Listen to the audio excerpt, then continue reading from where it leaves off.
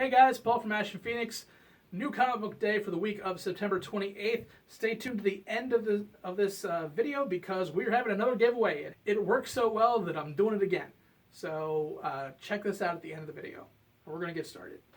Alright guys, first up, Titans issue number 3, the Rebirth series. I love this book. It's probably one of my favorite books from the Rebirth series, mainly because the art from Booth is beautiful. If J. Scott Campbell and Jim Lee had a love child, and this guy knew how to draw. It's such a weird, I don't know why I did that, but yeah. Yeah. The art is beautiful on it. It's very well written. We are still uncovering Wally's past. We are in a big fight with Kadabra.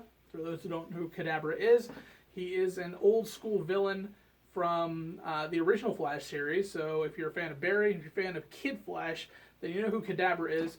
He is a techno mage from the future.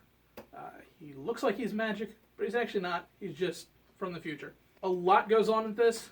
We're resolving the fight scene. I highly suggest picking this one up. If you haven't been reading Titans, definitely go back and pick all of them up. The art is beautiful, the writing is great, and you get to deal with a lot of the Teen Titans that you might not have dealt with for a while. You're dealing with Nightwing, you're dealing with some of the original people, Aqualad, Omen, and Donna Troy. So definitely pick them up. Hey, it's Victoria Grace with the comic book store in Ashen, Phoenix. Today I'm going to be reviewing Wayward. I just got done catching up. Great series, love it, great art. It kind of goes back in time and shows you what happens with Rory's mother and father, how they met, and it leaves you on a cliffhanger, like always. This is a great book. I encourage anybody to pick up the series and definitely continue with the series if you are already reading it. Hey guys, Tim from Capes and Scowls here with Team Ashen, and I'm here to talk about the comic book store 10th anniversary sale. Go like that, it makes it more enticing. It'll happen Saturday, October 1st from 12 to 6 p.m. and Kyle Starks will be there. Well, who's Kyle Starks? He wrote this thing. And he wrote these things. Oh boy, these things. And they're really great. This one doesn't want to cooperate. These things. And they're fantastic. I haven't read them. But they're very good, I'm sure. This is great, by the way. So, come on out. The whole store will be 25% off. You love that. You love saving money. Your mother loves it when you save money. It makes you look smart, which you're not. So there you go. 25% off. So let's dive into books. Let's start with this one. Frostbite by Vertigo Comics. If you remember last week or the week before, I did Eclipse. Eclipse was the story about the Earth getting scorched by the sun in a giant solar flare. Well, this is the opposite. This is us bringing upon the next ice age. And people are trying to survive. There's very limited heat source. And heat is almost like a currency in a way.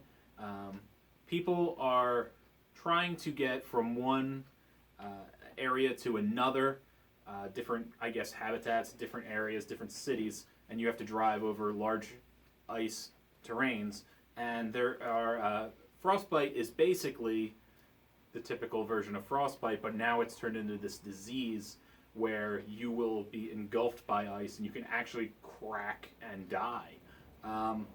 This book is very well written. The art I hated.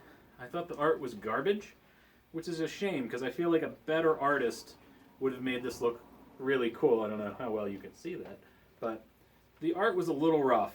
It definitely took away from the story, but a lot of the ideas and a lot of the way the vehicles and the people looked were cool. So, I don't know. Maybe the next miniseries they do will have a better artist. Next up, Hellblazer, issue number 2. I wish I could say a lot about this. I'm quickly losing interest in Hellblazer. It's probably more of a love that I had with the series and the movies, and it's just not translating as well as I'd like it to in the comics. So that might be why it's going. Also, this is a really wordy issue. There's just nothing happening. It's literally the end of the Matrix with the Architect just babbling on incessantly, except he gets 5 monologues in this book, and it's literally just all of that. We don't know what's going on.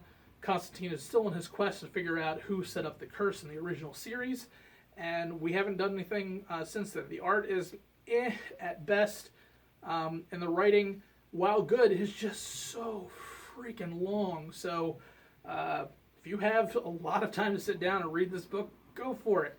If you don't, this is not for you. It is not a quick read, and it will not translate well for you. My second book I'm reviewing is Josie and the Pussycats. I hate this book. It was awful. It was annoying. The characters were dumb, and I hated them. I hated every single one of them. I didn't like a single one.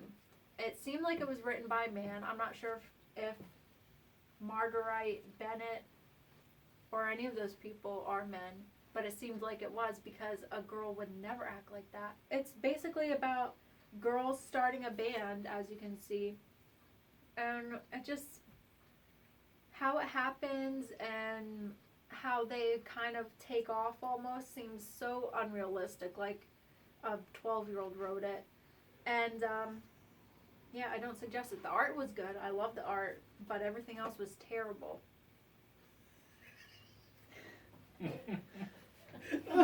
Broke Paul. I love it. All right, and next up I have the new issue of Saga. And if you've been reading Saga, then you love Saga. Everybody loves Saga. Not everybody. Paul hates it. But you know what? It's a very good book, and Paul can be wrong. So, this... Really. No, you're wrong. No, this... it's terrible. Paul's terrible. He's a terrible human being. So, this book... He's really bad. This book focuses on our heroes being stuck on the planet Fang, and they are trying to get their ship back into the air so that they can move along and, get on with their life. And basically what happens is they end up stuck on the planet instead for quite a few months. And this is one of those odd filler issues for Saga that kind of just sets up tiny little things, and then at the end something crazy happens, so you're just yearning for more. So no, when you read this issue, you'll be like, oh my god, I can't wait 30 days for more. It's a very good issue. Like I said, it's kind of a filler issue, but then a lot of that plot advancement at the very end. I liked it, and I can't wait 30 more days for more. We have Civil War 2, Kingpin, issue number 3. I've been waiting for this to come out for a while. I've really liked the ancillary titles. If you've never seen anything that we've done, I really like Kingpin.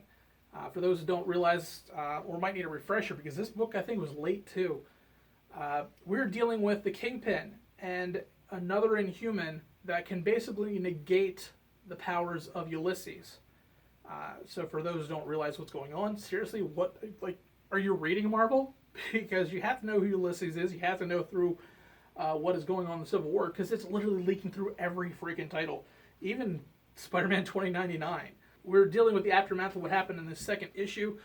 The Kingpin is pulling his resources and pulling everybody to figure out what is going on and who needs to die. And he comes face to face with one of the roughest people in the entire world, Punisher. And it is an all-out battle between Punisher and Kingpin. Really curious how this issue is going to end and how this entire story is going to be set up. There's only one issue left, and then this series is done, and then everything gets folded back into the Civil War series. As usual, and as I've liked with this, the writing is beautiful. The artwork is shit. It is terrible. It's not well done. Teen Titans Go is drawn better than this. And yeah, it's kind of how that is. Third book I'm reviewing this week is Teen Titans Rebirth. I was excited for this, and I thought that the art was bad. I'm not a fan, but it kind of sets up the conflict for the next book, and it draws it out a little bit too much. But at the end, it made me fall in love with the book. So I think that you should stick with it until the end. I'm going to see how it goes in the next book, and we'll get back to that. But so far, it's okay. Teen Titan, and the cover art will make sense to you after you've read it. so just take a look at it again after you read it. Another thing that I hated about the Teen Titans was that there were too many ads throughout. It was kind of annoying to have to flip through and see all those ads. All right, guys, here we go. Tales from the Darkside #4. You should definitely come in and get this book. It was actually surprisingly really good. Halloween's right around the corner, so everybody wants this one. It's written by Joe Hill, which is Stephen King's son, if you don't know. He's a New York Times best-selling author. And this is a weird one. It focuses on this girl, and she, through a weird set of circumstances, ends up at these people's house, and she had run over their mailbox. Weird. And I'm assuming it ties in with the third issue, maybe, because she almost hit a guy who disappeared. And then she ends up hitting the mailbox instead, so she goes up to the house to apologize. And they're very, like, 50s parents kind of thing. And they're like, no, it's fine, don't worry about it. We all were teenagers, we all made mistakes. Hey, we need to run out, can you watch our kids? Very strange, but she's like, well, I clearly broke your mailbox. Let me watch your kids for the night, not a problem. This demonstrates the evil of letting your kids have the iPad too much. Okay, kids are evil enough without the iPad. Try to take an iPad away from a kid and horrible things like this will happen. Basically, the two children use the iPad like a window into a different world. Anything they draw on it happens in real life.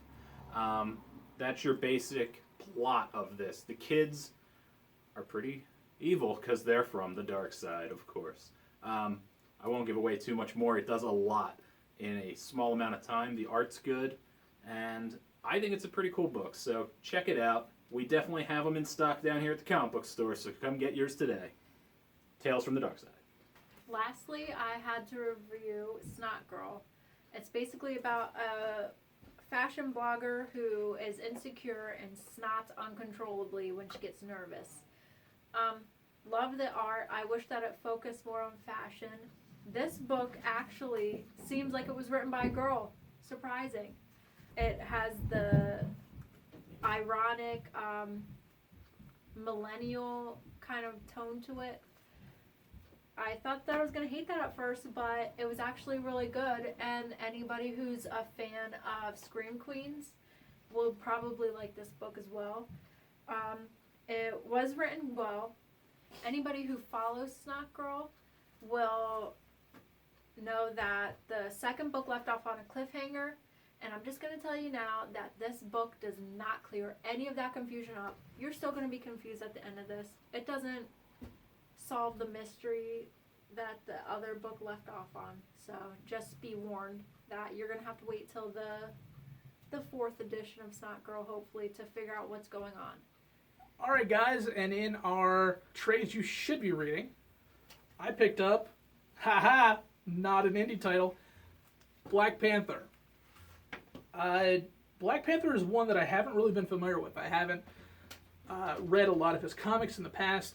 I have seen him, obviously, you pick him up because he's through all of the major storylines, A versus X, Secret Wars, Civil War, everything. He's always been there. He's always been a major character, but I've never really paid attention to his own series.